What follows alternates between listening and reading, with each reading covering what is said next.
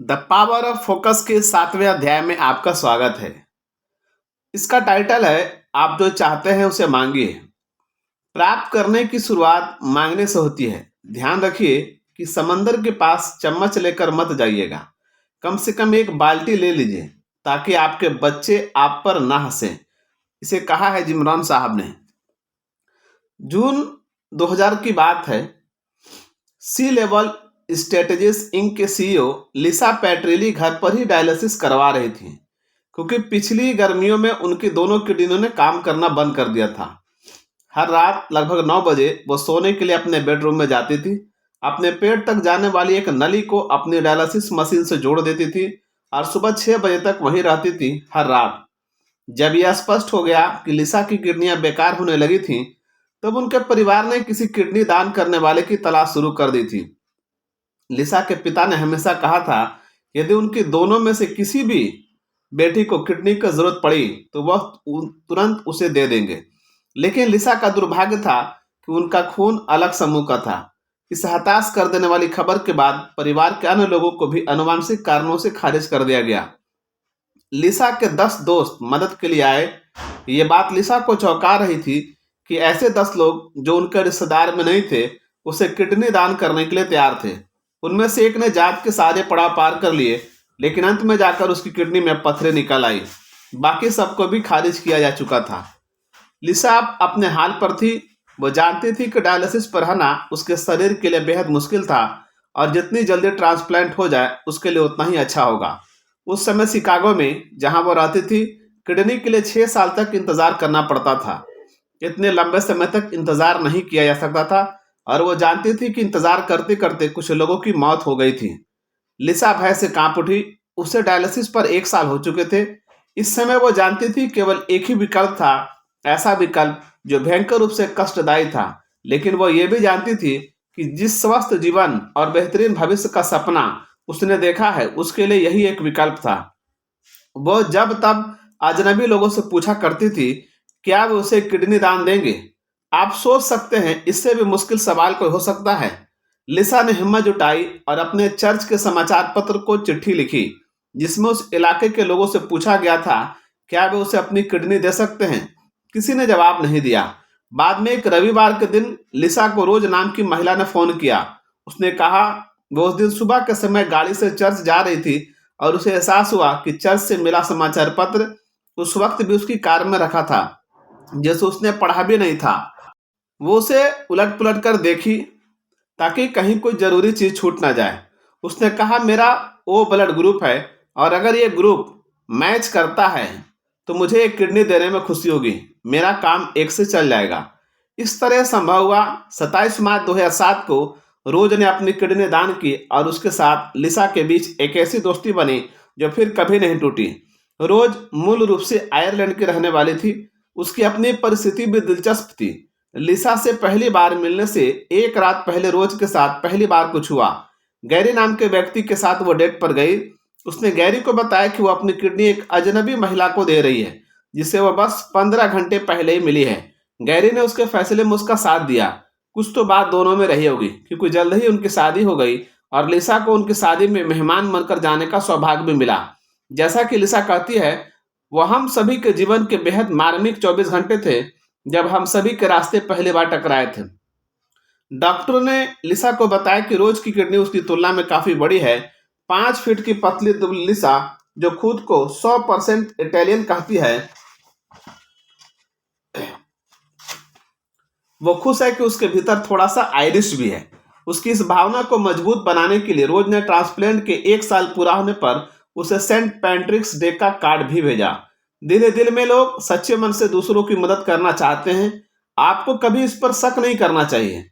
इससे फर्क नहीं पड़ता कि आपको कारोबार में कैसी मदद चाहिए या ऐसा करने से आप कितने असुरक्षित महसूस करते हैं। बस मदद मांगिए। आमतौर पर लोग पाने से पहले देते हैं। लिसा पेट्रेली ने पहले कुछ दिए बिना ही बहुत बड़ी चीज मांग ली और उसे जो उत्तर मिला वो था, हाँ क्यों नहीं, बस मांगिए। इस बारे में सोचिए, कोई आपकी बेहद महत्वपूर्ण आवश्यकता के लिए हाँ कह सकता है और यह आपकी जिंदगी को बदल सकता है।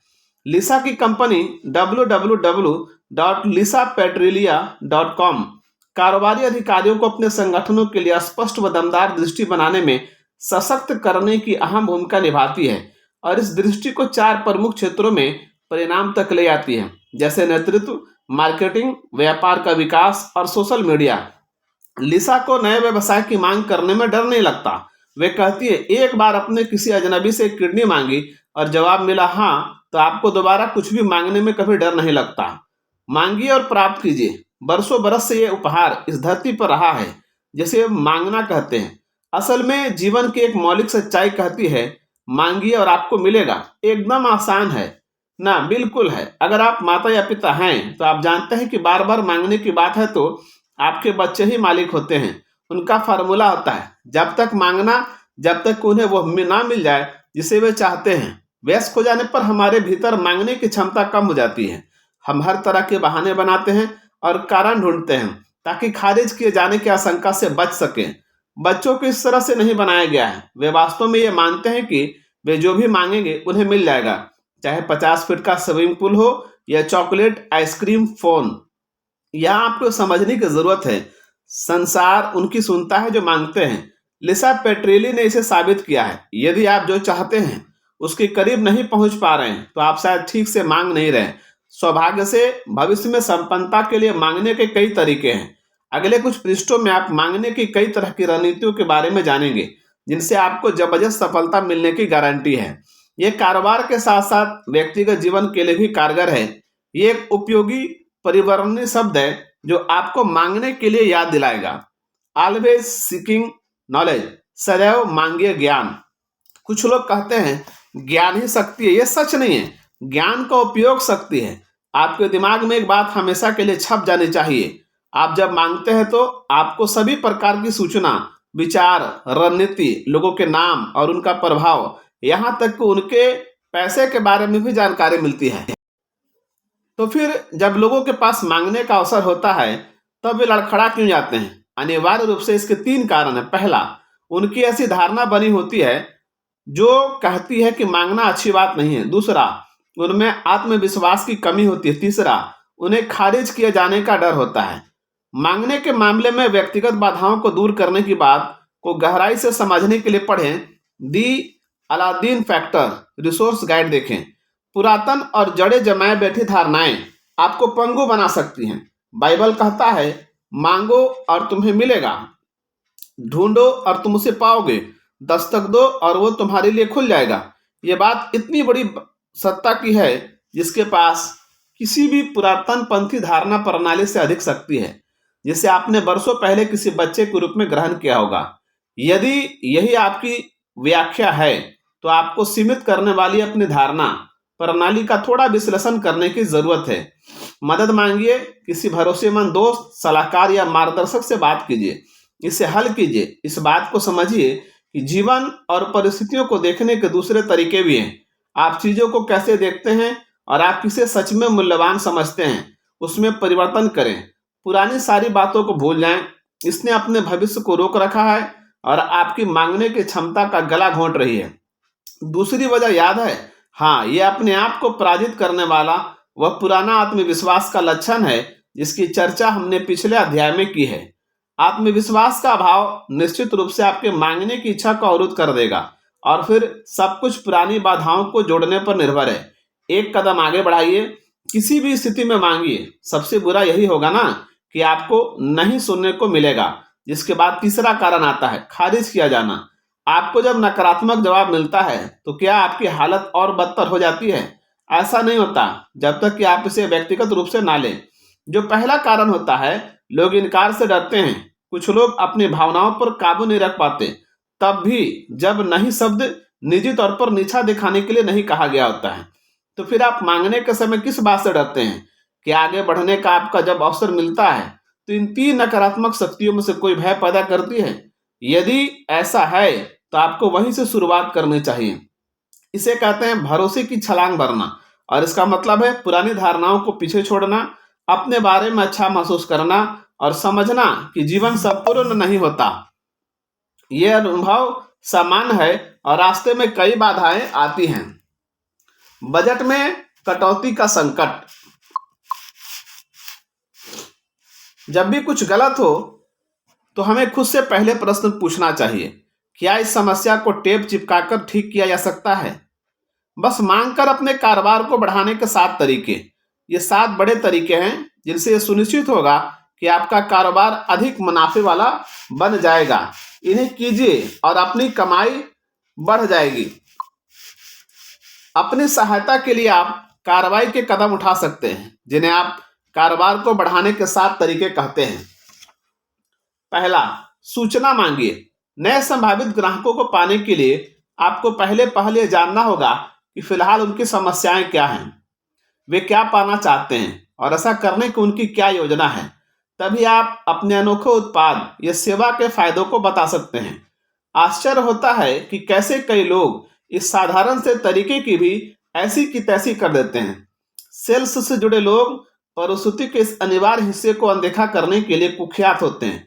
अक्सर उनकी आंखों में डॉलर चमकता है, जो दिखता है कि उनका पूरा ध्यान अपनी जेब को हल्का करने पर है।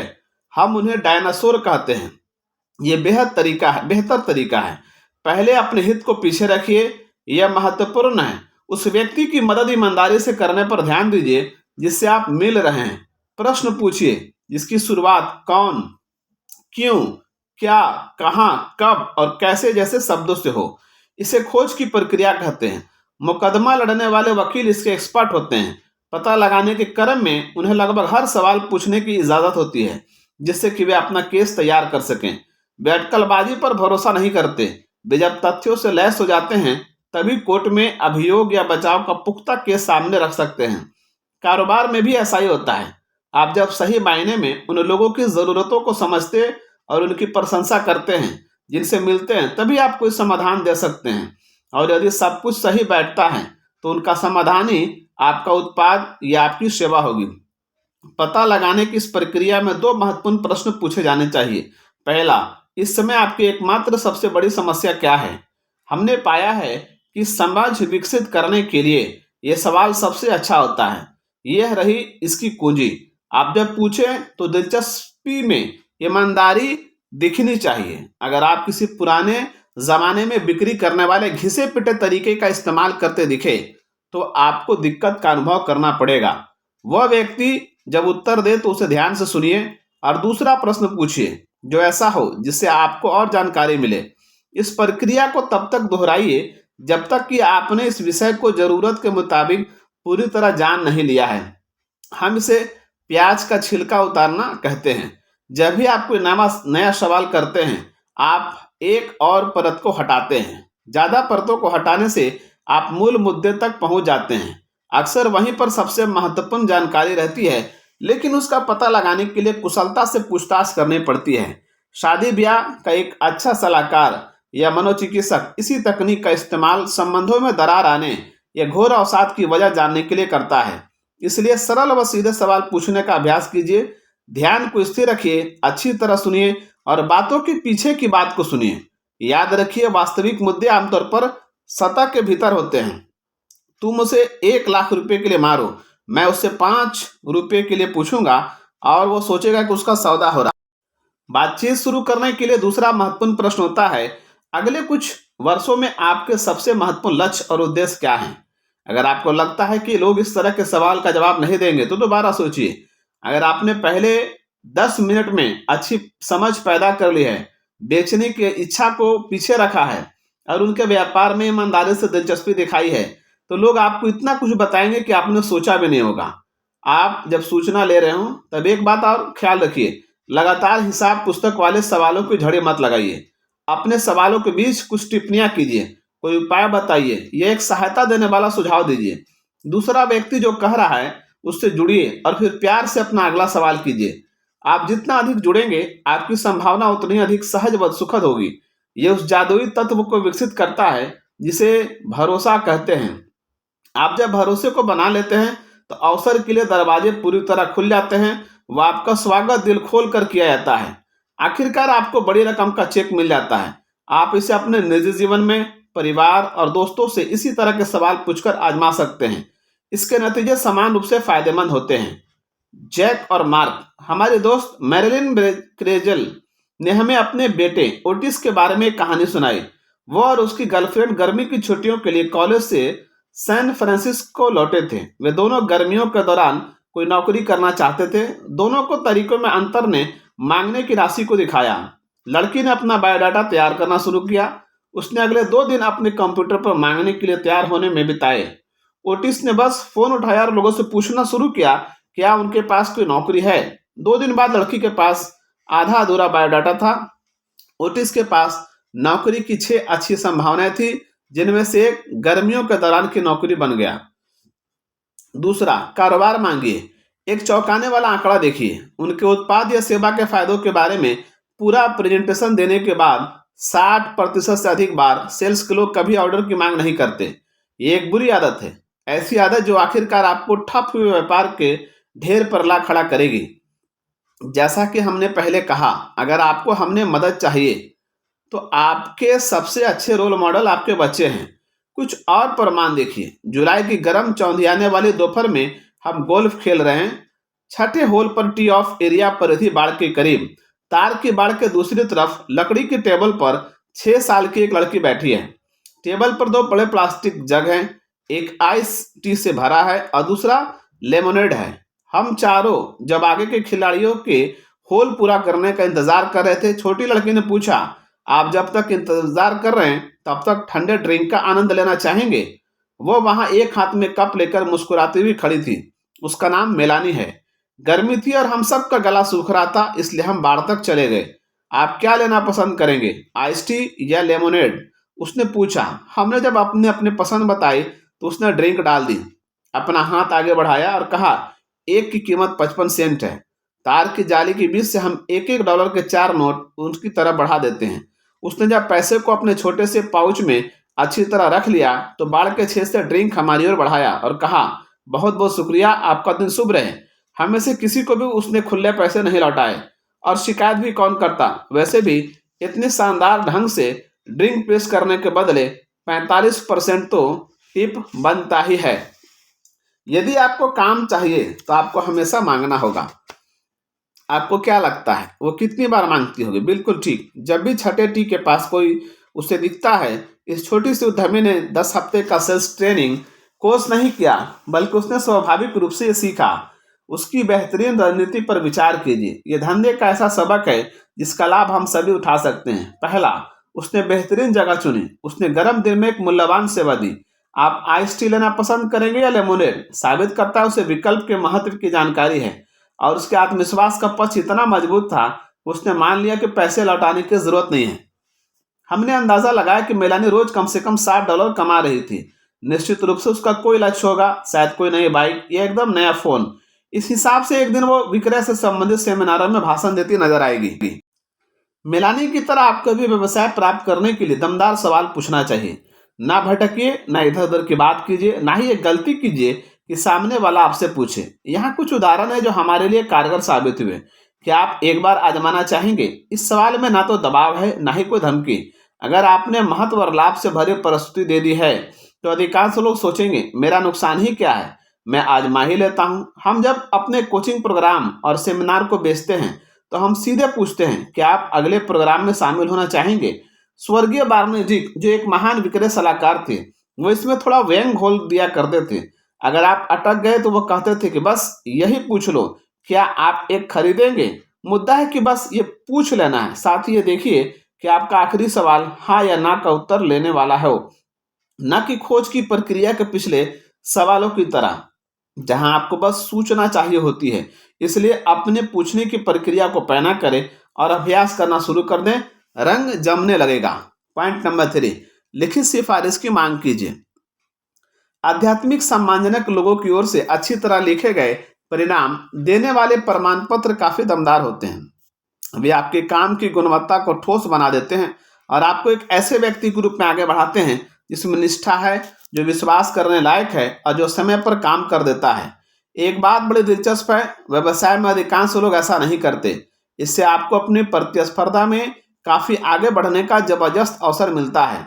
आपको बस पूछना होता है, सबसे अच्छा समय क्या होता है? आपने जब बेहतरीन सेवा दी है, बजट के भीतर किसी बड़ी परियोजना को पूरा किया है, 2 कदम आगे बढ़कर मदद की है, उसके तुरंत बाद ये किसी भी समय जब आपने अपने ग्राहक को सही मायने में खुश कर दिया है। इन परिस्थितियों में लोग आपके प्रयासों की प्रशंसा करेंगे। देखिए इसे करना कैसे है। बस ये पूछिए कि क्या आपका ग्राहक आपके उत्पाद या सेवा के मूल्य पर एक प्रमाण पत्र देना चाहेगा और उसके साथ ही अन्य कोई मदद देने लायक टिप्पणी करेगा। आसानी के लिए हमारा सुझाव है आप फोन पर कुछ सवाल करें और उन्हें अच्छी तरह नोट कर लें। अपने ग्राहक को स्पष्ट रूप से उसके फायदे बताएं। उन खास चीजों के बारे में पूछें जो आपके काम के कारण मिले हैं। उदाहरण के लिए एक विक्रय प्रशिक्षक जिसने अभी अभी तेजी से बढ़ती कंपनी के पूरे विक्रय संगठन के साथ 3 महीने का कार्यक्रम समाप्त किया है, वो पूछ सकता है आपने पिछले 60 दिनों में किस प्रकार के नतीजे देखे। सेल्स मैनेजर कह सकता है जब से आपने हमारे साथ अपने विचार साझा किए हैं, हमारी बिक्री की मात्रा पिछले कुछ महीनों की तुलना में 35% तक बढ़ गई है। ये एक बेहतरीन विशेष मापे जाने योग्य परिणाम है। सामान्य कथनों से बचिए, जैसे ये काफी अच्छा प्रोग्राम था, सबने खूब आनंद किया। इस प्रकार के कथन का पाठक पर कोई प्रभाव नहीं पड़ता। लेकिन आपके पास यदि सेल्स टीम है जिसे मदद की जरूरत है और अपने सेल्स में 35% की बढ़ोतरी की बात पढ़ ली है, तो आप जरूर सोचेंगे हमें इसी की जरूरत है। अगर ये उनके लिए कारगर साबित हुआ तो हमारे लिए भी होगा। हम इस सफल विक्रय प्रशिक्षक से संपर्क कैसे करें। आपने जब फोन पर अपना संक्षिप्त इंटरव्यू पूरा कर लिया हो तो खुद के प्रमाण पत्र लिखने का प्रस्ताव दें। इससे आपके ग्राहक का समय बचेगा। ऐसा 2 कारणों से महत्वपूर्ण है। पहला, इससे आपके ग्राहक से किसी भी प्रकार का दबाव हट जाएगा। वह दमदार प्रमाण पत्र लिखने में इतना कुशल नहीं हो सकता, या हो सकती है कि इसमें समय भी लगता है। दूसरा, आपके शब्दों को इस प्रकार रखने के अवसर मिलते हैं जिसका अधिकतम प्रभाव पड़ता है। अगर आप लिखने में बहुत अच्छे नहीं हैं तो किसी पेशेवर को रख लीजिए, उस पर खर्च बेकार नहीं जाता। आप जब इसे पूरा कर लें तो उसे अपने ग्राहक की स्वीकृति के लिए ईमेल या टेक्स्ट करें, फिर उसे उनके लेटर हेड पर टाइप कराएं और दस्तखत करवा लें। बेहतरीन प्रमाण पत्र इकट्ठा करना आपकी आदत में शामिल करें। यदि आपके दफ्तर में कई सारे ग्राहक और संभावित ग्राहक आते हैं तो किसी अच्छी जगह पर एक प्लाज्मा स्क्रीन लगाने पर विचार कीजिए जिसमें आपके प्रमाण पत्र लगातार घूम घूम कर आते रहें। अस्पष्टता और प्रभाव के लिए तस्वीरों व मोटी लिखावटों का उपयोग करें, नहीं तो उन्हें बस रिसेप्शन की जगह पर कॉफी टेबल के ऊपर जिल्द में लगवा कर रख दें, या जो बेहतरीन है उन्हें फ्रेम में डालकर दीवार पर ऐसी जगह टांगे जहां हर कोई उन्हें पढ़ सके। जिल्द में सबसे महत्वपूर्ण कमेंट को हाईलाइट करें। आपके सभी प्रचार के साहित्य में कम से कम 3 बेहतरीन ढंग से लिखे गए प्रमाण पत्र होने चाहिए। एक और अच्छा विकल्प यह है कि 10 अलग अलग प्रमाण पत्रों से सबसे दमदार वाक्यों को निकालें और अपने ग्राहकों के नाम के साथ उन्हें एक पेज पर डालें। इससे भी अच्छा ये रहेगा कि हर ग्राहक की छोटी सी कंधे से ऊपर तक की तस्वीर शामिल कर दें। अगर आपका उत्पाद ऐसा है जिसकी तस्वीर खींच सके, जैसे कार या फर्नीचर, तो एक एक्शन फोटोग्राफ बनाएं। उदाहरण के लिए आपका नया ग्राहक कार में बैठा हो और अपना सुंदर डाइनिंग टेबल दिखा रहा हो। आज तकनीक वीडियो सिफारिशों तक पहुंच गई है। हम एक फिलिप कैम या पॉकेट के आकार का मिनी वीडियो रिकॉर्डर ले जाना पसंद करते हैं जिसका इस्तेमाल आसान और सस्ता है।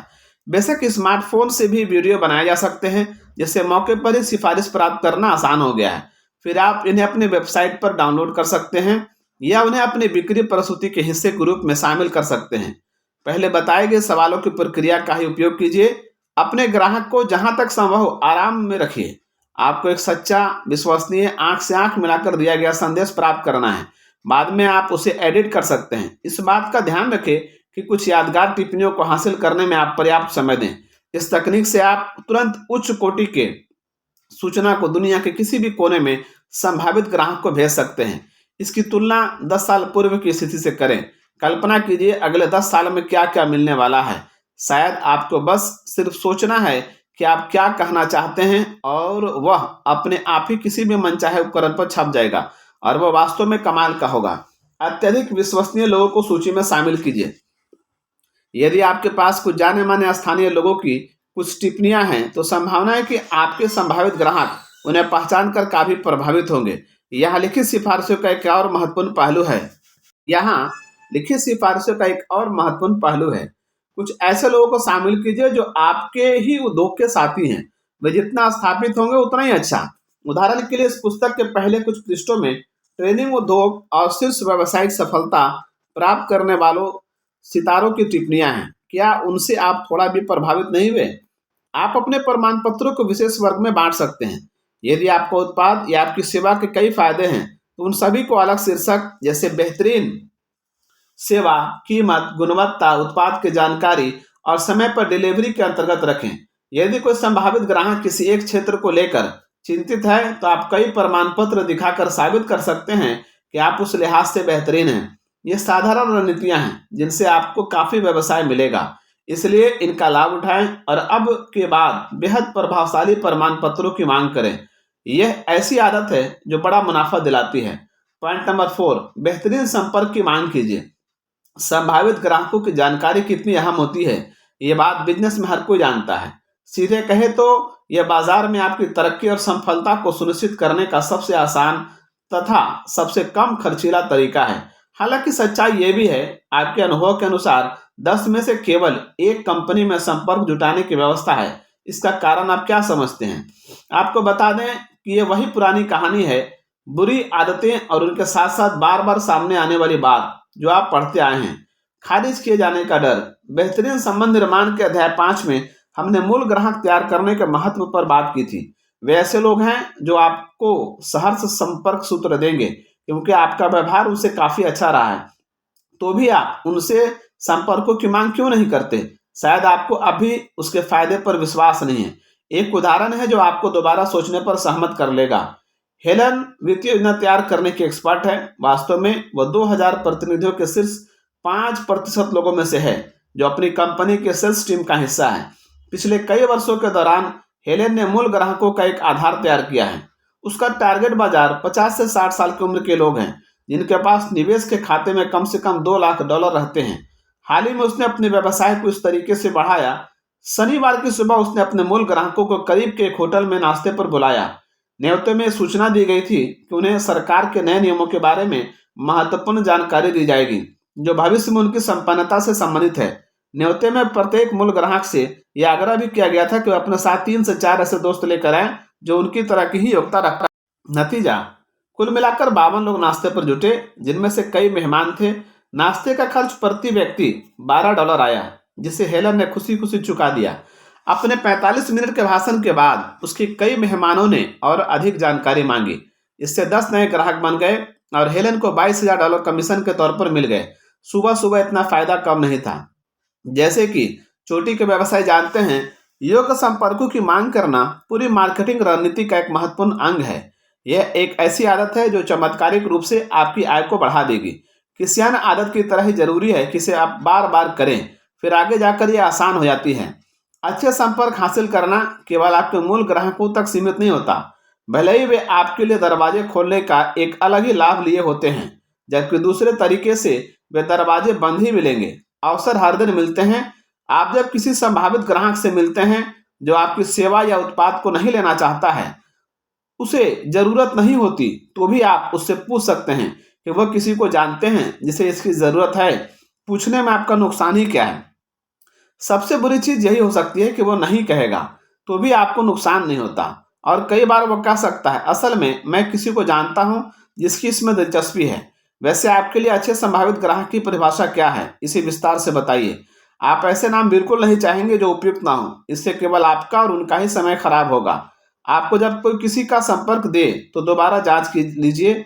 उस व्यक्ति के संबंध में तब तक सवाल कीजिए जब तक कि आपको विश्वास न हो जाए कि वह योग्य। हमारे मित्र बार्नेजिक एक और होशियारी भरा काम ये करते थे कि हाथ के हाथ संपर्क पूछ लिया करते थे। असल में हर बिक्री के लिए संपर्क उपलब्ध कराने की शर्त बनाने पर विचार कीजिए। अधिकांश लोग ऐसा नहीं करते, इसलिए आपके पास उनकी कमी को अपने पक्ष में भुनाने का बेहतरीन अवसर है।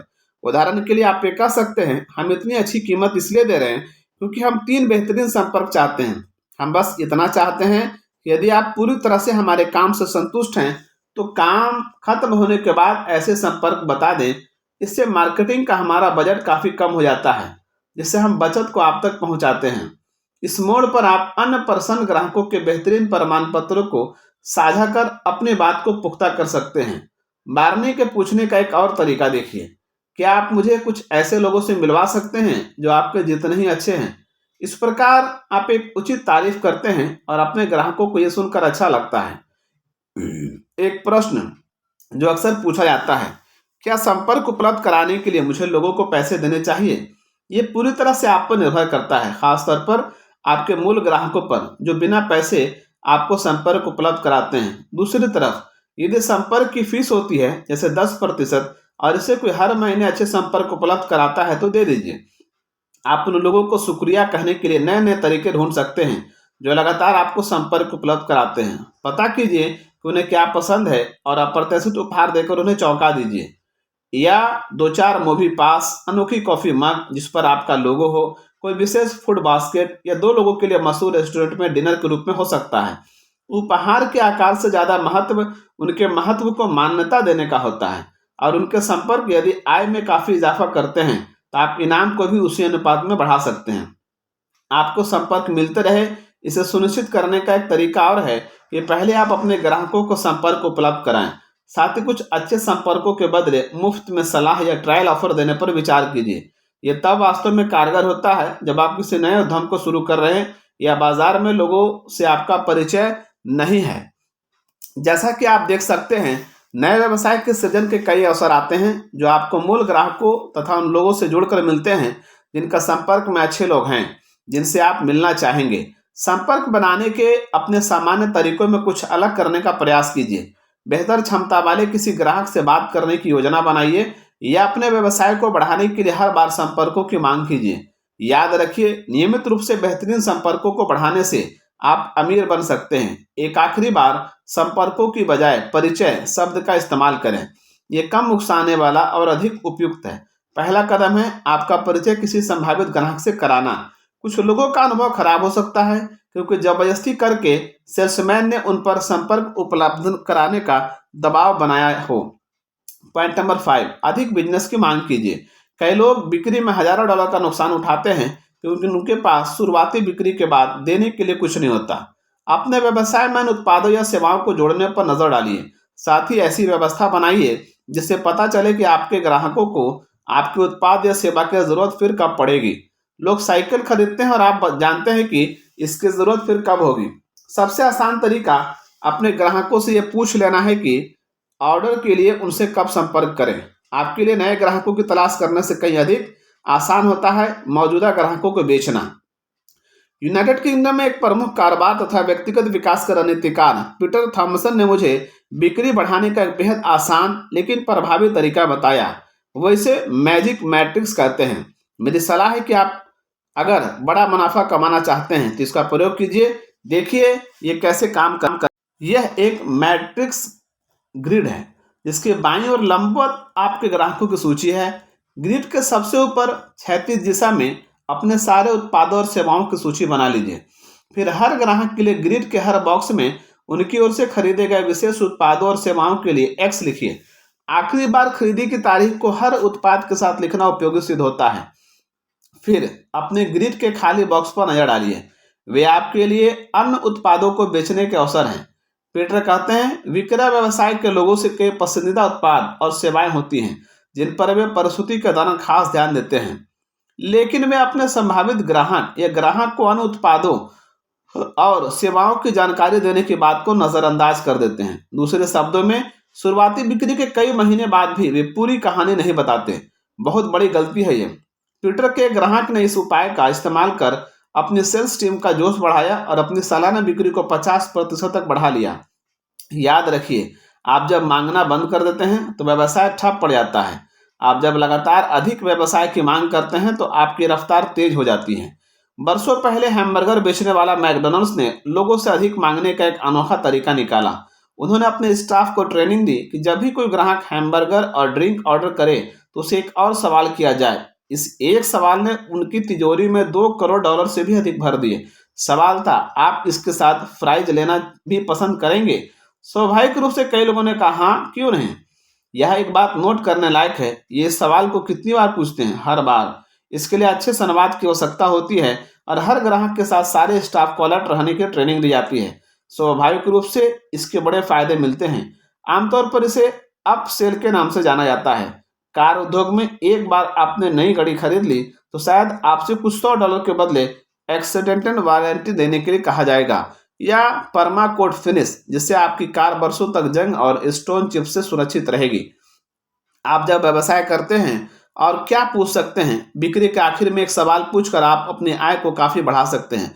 याद रखिए, अगर आप नहीं पूछेंगे तो कोई और पूछेगा। पॉइंट नंबर 6, फिर से सौदे पर बात करने को कहिए। व्यवसाय की नियमित गतिविधियों के में मोल भाव और फिर से बातचीत शामिल रहती है। कई लोग फंस जाते हैं क्योंकि वे ऐसा नहीं कर पाते। ये सवाल को पूछने का दूसरा तरीका है कि क्या आप काफ़ी समय और पैसे की बचत कर सकते हैं। उदाहरण के लिए, आपके घर को गिरवी रखने का एग्रीमेंट नवीनीकरण होना है और ब्याज की दर लगभग 5% पर है, तो आप कह सकते हैं ये दर काफ़ी अच्छी है, मैं 3 साल और इसे बढ़ा सकता हूँ। लेकिन आप बैंकर से मिले और ये कह दे तो मैं रिन्यूअल के विकल्प देख रहा हूँ, दूसरे बैंक भी मेरे साथ व्यवसाय करना चाहते हैं, मैं आपके साथ बना रहूंगा। अगर आप इस दर को 4.5% कर दें, आप ये देखकर हैरत में पड़ जाएंगे कि अक्सर बैंक ऐसा कर देते हैं क्योंकि वे जानते हैं कि इस प्रकार के कर्ज में गला काट प्रतियोगिता है। वो अतिरिक्त छूट आपका काफ़ी पैसा बचा सकती है और इसके लिए आपको बस एक सवाल पूछना पड़ा। दोबारा से मोलभाव करने के अन्य अवसर पेमेंट के लंबे समय तक विस्तार देने के रूप में आते हैं। अगर आपको नकद की आमद में दिक्कत है तो बिना ब्याज 30 और दिनों की छूट आप ये मांग भी सकते हैं। इससे आपकी आर्थिक स्थिति स्थिर हो सकती है। सभी प्रकार के करारों में बस सवाल पूछकर मोल भाव किया जा सकता है। जब तक आप इसे नैतिक रूप से और सबके हित में करेंगे, तब तक आपको काफ़ी सुविधाएं मिल सकती हैं। कुछ भी पत्थर की लकीर नहीं होता। अगर आपको हालात को बदलने की ज़रूरत है तो इसकी मांग कीजिए। एक सुबह मैं उद्यमियों के एक समूह के लिए ध्यान की शक्ति कार्यशाला के उद्देश्य से उड़ान भर रहा था। उस साल के सबसे बड़े बर्फीले तूफान ने मेरे प्रस्थान में 1 घंटे से अधिक की देरी कर दी थी। हम उस शहर के अंतर्राष्ट्रीय हवाई अड्डे के बाहरी इलाके में लैंड करने वाले थे। तब तक सुबह के 8:30 बज चुके थे। मेरी कार्यशाला सुबह 9:30 बजे शुरू होने वाली थी। कप्तान ने बताया कि हम धुंध की वजह से लैंड नहीं कर सकते, इसलिए हम म्यूनिसिपल एयरपोर्ट पर उतरेंगे, जो शहर के बीच में है। मैंने सोचा अच्छी बात है, ये तो उस जगह से काफ़ी करीब है जहां मैं जाना चाहता हूँ, और मैं उतरने की तैयारी करने लगा। उतरने पर कप्तान ने कहा, यह हमारे पास सामान उपलब्ध कराने की सुविधा नहीं है, इसलिए हम फिर से ईंधन लेंगे और तब तक प्रतीक्षा करेंगे जब तक कि अंतर्राष्ट्रीय हवाई अड्डे तक उड़ान भरने के लिए धुंध साफ नहीं होती। फिर उसने कहा, जब तक धुंध नहीं छटती तब तक मुझे लगता है आप विमान में फंसे रहेंगे। शब्दों का बड़ा दिलचस्प चयन था। इसने मुझे मांगने का एक और शानदार अवसर दे दिया। मैंने फ्लाइट अटेंडेंट को बुलाया और बताया कि मेरे पास बस अपने साथ लाया सामान है और मेरी मीटिंग 25 मिनट बाद शुरू होने वाली है। वो कैप्टन से बात कर अपवाद के रूप में ही सही, लेकिन मुझे जाने की इजाज़त दिलाए। कुछ मिनट बाद वो मुस्कुराती हुई लौटी, दरवाज़ा खोला और सीढ़ियों को नीचे कर दिया। उस समय तक विमान में कोई हिला तक नहीं था। मैंने पीछे मुड़कर देखा तो व्यवसाय से जुड़े कई लोग ऐसी ही गुजारिश कर रहे थे। उन्हें समझ ही नहीं आया कि संकट से उबरने के लिए उन्हें मांगना चाहिए। पॉइंट नंबर 7, प्रतिक्रिया मांगे। मांगने का एक और महत्वपूर्ण अंग है जिसे अक्सर नजरअंदाज किया जाता है। आप ये कैसे जानते हैं कि आपका उत्पाद या आपकी सेवा आपके ग्राहकों की जरूरत को पूरा कर रही है? उनसे पूछिए, हमारा प्रदर्शन कैसा है? हम आपको दी गई आपकी सेवा में सुधार के लिए क्या कर सकते हैं? आपको हमारे उत्पाद के विषय में क्या अच्छा लगा और क्या नहीं, हमें बताएं। नियमित रूप से ग्राहकों का सर्वे करें और अच्छे प्रश्न पूछें तथा मुश्किल सवाल शामिल करें। मासिक फोकस पर विचार करें जहां आप ग्राहकों से आमने सामने मिल सके, उन्हें लंच कराएं और ढेर सारे सवाल पूछें। अपने व्यवसाय को चुस्त दुरुस्त करने का ये जबरदस्त तरीका है। यदि आप कुछ लोगों की टीम की देखरेख करते हैं या बड़ा संगठन चलाते हैं, तो उन लोगों से राय मांगिए जिनके साथ आप काम करते हैं। अक्सर जब बात व्यवसाय को व्यवहारिक रूप व सुचारू रूप से चलाने की आती है, तो ये लोग ही सबसे अधिक जानकार होते हैं। अपने आपूर्तिकर्ताओं से भी बात कीजिए। बेहतर वितरण के साथ कुशलता में सुधार के तरीके हो सकते हैं। आप चाहे किसी भी उद्योग के लिए काम क्यों ना करते हो, आप उन लोगों से घिरे रहते हैं जो आपकी मूल्यवान प्रतिक्रिया दे सकते हैं। आपको बस मांगना है। जैसा कि हमने पहले बताया, इस अध्याय के आखिर में एक मूल्यवान कार्यशाला है जो पूछने के इन 7 तरीकों को लागू करने की कार्य योजना बनाने में आपकी मदद करेगा। हमारी नई सन की नीति है कि अधीनस्थ लोगों को अपने मालिक के कार्य प्रदर्शन को आंकना या मूल्यांकन करना चाहिए। मैं आपको ही देता हूं। क्या मैंने प्रतिरोध का जिक्र उल्लेख वर्णन किया? सावधान सर, आप एक धागे से लटक रहे हैं। कैसे मांगे? कुछ लोग मांगने के फल का आनंद नहीं लेते क्योंकि वे प्रभावी ढंग से नहीं मांगते। यदि आप अस्पष्ट तथा इधर उधर की भाषा का इस्तेमाल करेंगे तो आपको कोई नहीं समझेगा। ये 5 तरीके हैं जो सुनिश्चित करेंगे कि मांगने पर आपको सही नतीजा मिले। पहला, स्पष्ट रूप से मांगे। विषय तक सीमित रहें, अपने आग्रह के विषय में स्पष्ट रूप से सोचें, तैयारी पर समय दें, ऐसे शब्द चुनें जिनका सबसे अधिक प्रभाव हो। यह बेहद जरूरी है। शब्द शक्तिशाली होते हैं, इसलिए उन्हें ध्यान से सुनें। समझ न आने लायक बात करने से आपको लाभ नहीं मिलेगा।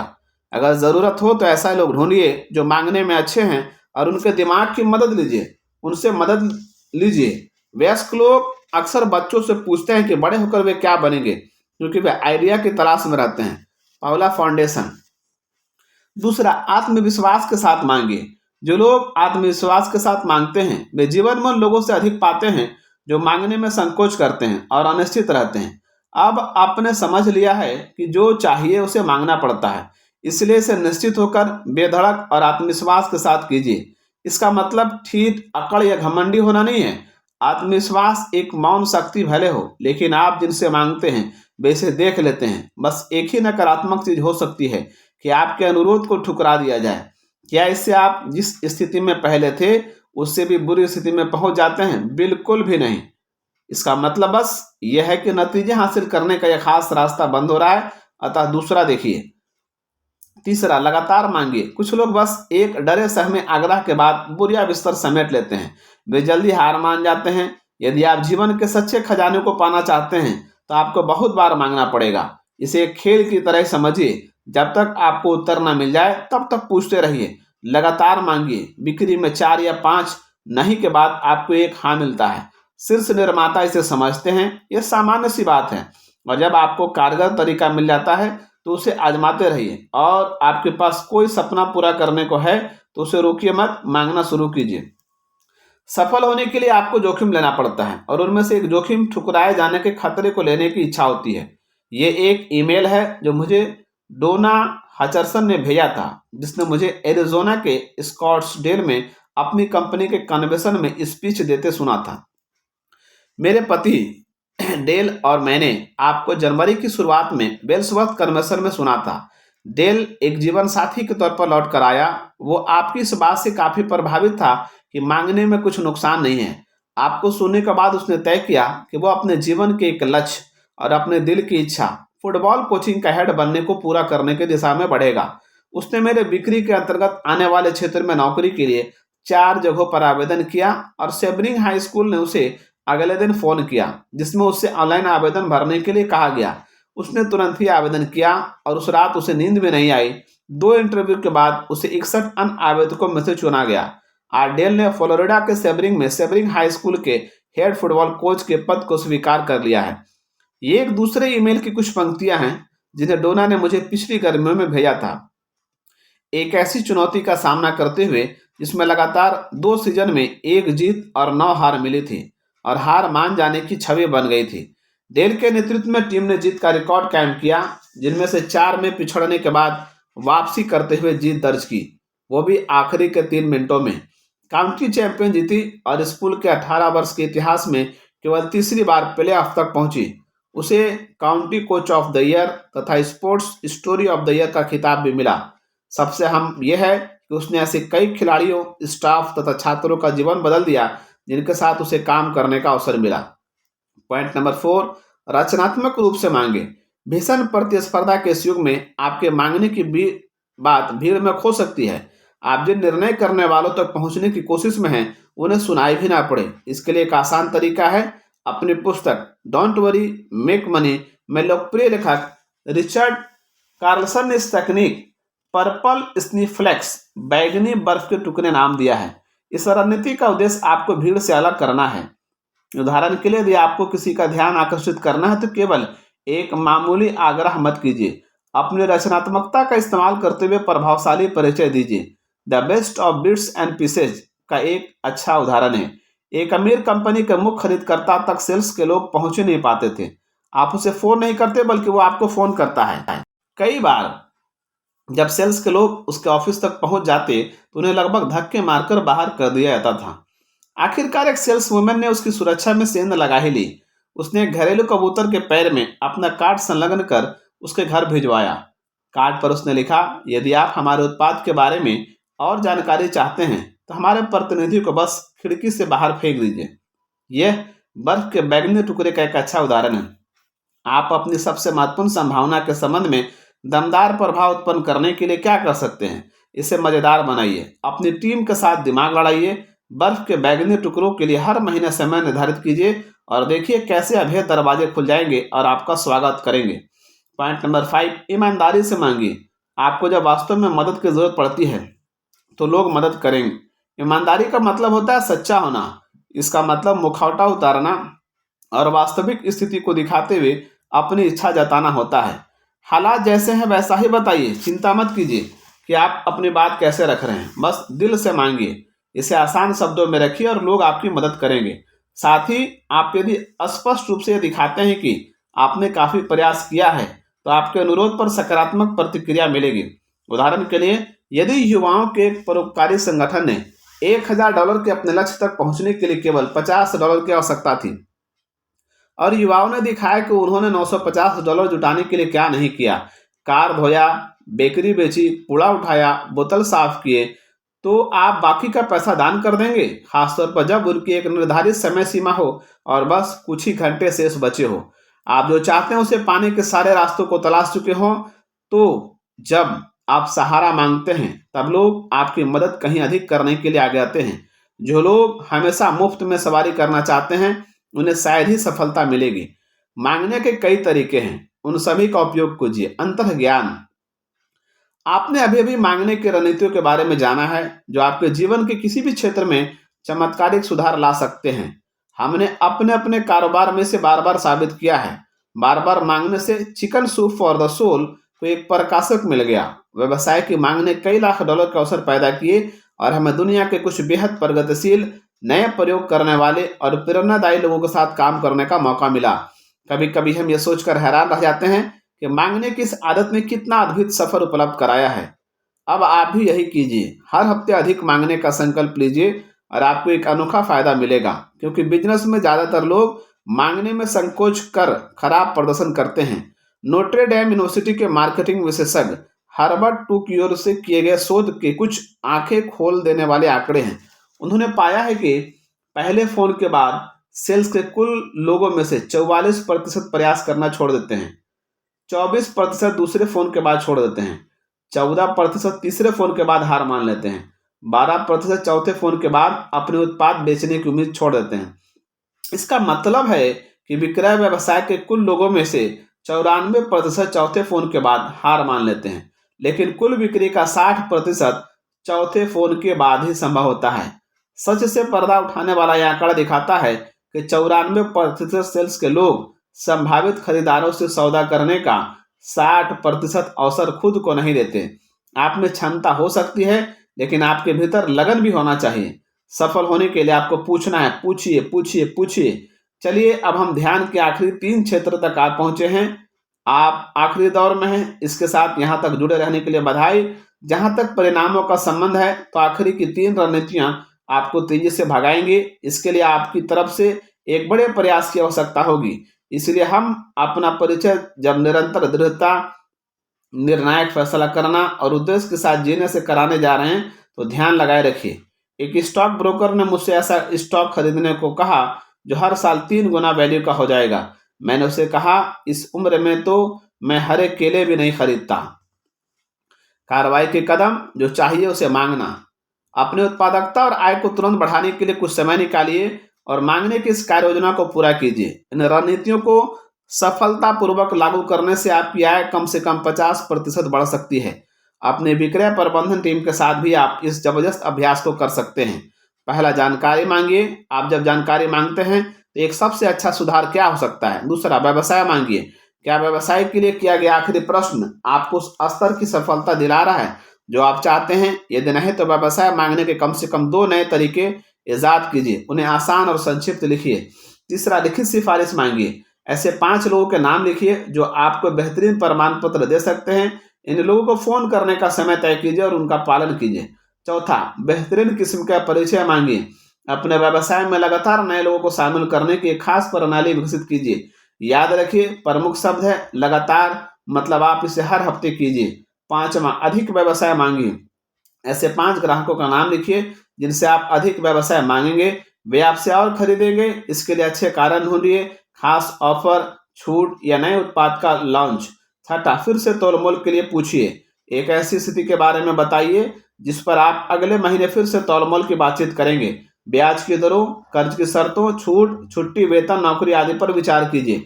सातवां, प्रतिक्रिया मांगिए। उन 2 तरीकों के बारे में बताइए जिनसे आप ग्राहकों से मिलने वाली प्रतिक्रिया में सुधार ला सकते हैं। प्रत्यक्ष फोन कॉल, ग्राहक फोकस समूह, ऑनलाइन प्रश्नावली या point of sale comment card पर विचार कीजिए। इन 7 रणनीतियों के साथ ही लगातार यह देखने के लिए रुकिए कि क्या कुछ ऐसा है जो आपने पूछना छोड़ दिया है। ऐसी 3 चीजों की सूची बनाइए जिन्हें आप ज्यादा चाहते हैं लेकिन मांगना छोड़ दिया है।